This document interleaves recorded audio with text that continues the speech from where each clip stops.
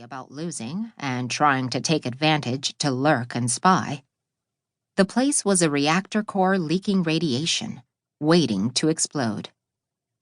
An orange striped cat wandered in, tail primly raised and slightly curved at the end.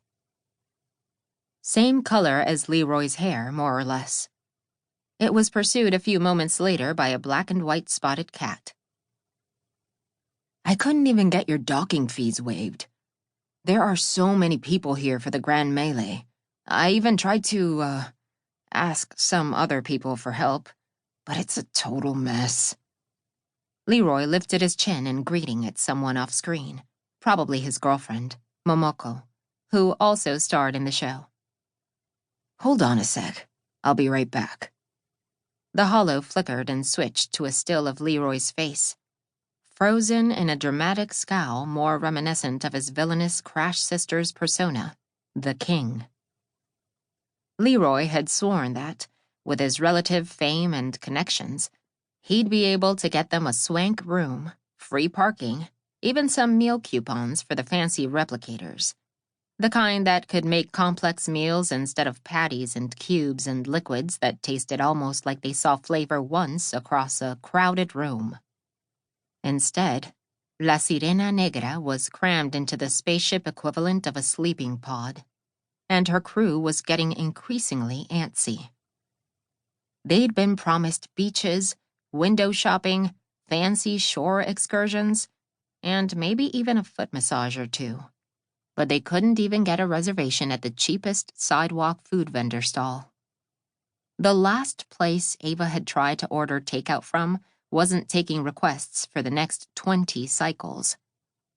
The black and white cat sidled up to the orange one, rubbing its head under the other's chin.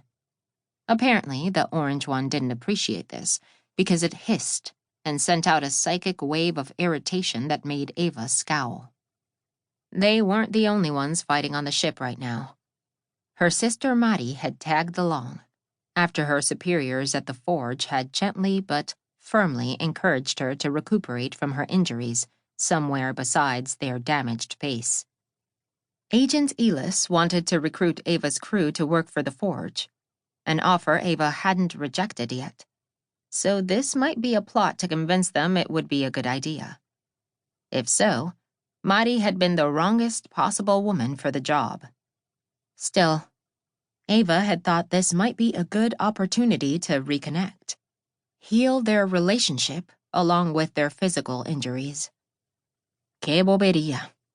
Min and Sue were surviving because they had each other. But Pink was ready to surgically extract the stick from Mari's ass and beat her to death with it. The only thing keeping the good doctor from going bad was the promise of that foot massage at the end of the long flight.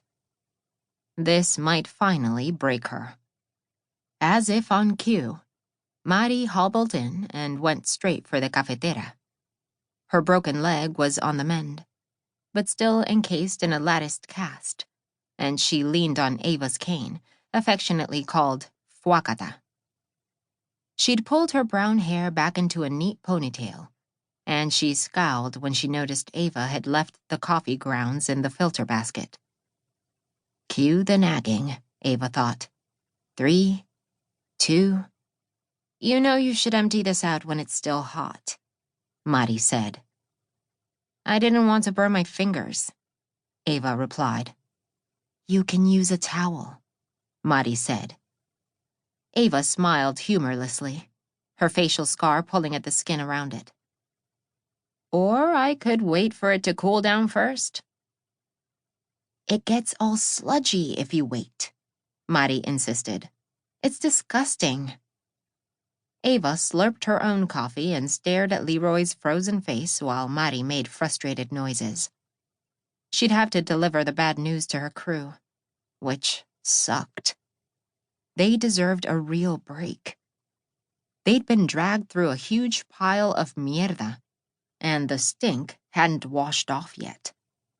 Now they were out a bunch of credits, refueling would cost an arm and a half-dozen tentacles, and she'd maybe have to encourage her sister to catch a ride with someone else or face Pink's wrath.